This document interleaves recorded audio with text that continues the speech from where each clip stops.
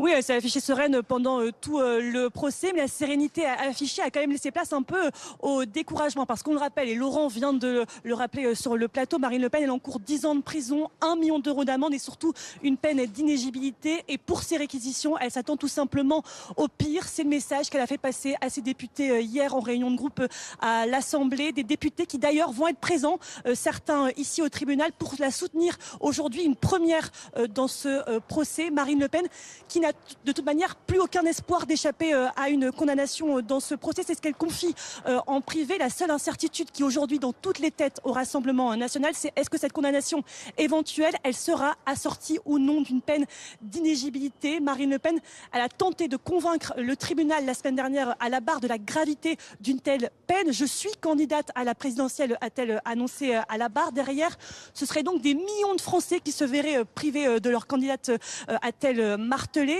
Marine Le Pen, qui a de toute manière déjà prévu de faire appel et de se pourvoir en cassation si elle était déclarée inéligible pour tenter de gagner du temps, mais quand même, en privé, elle concède que certaines circonstances pourraient la priver d'être candidate si, par exemple, la peine d'inéligibilité, elle était rendue définitive avant 2027. Mais elle tente dans ce cas de se rassurer. Ils pourront toujours se débarrasser de moi, mais ils ne pourront pas se débarrasser de Jordan, dit-elle en petit comité.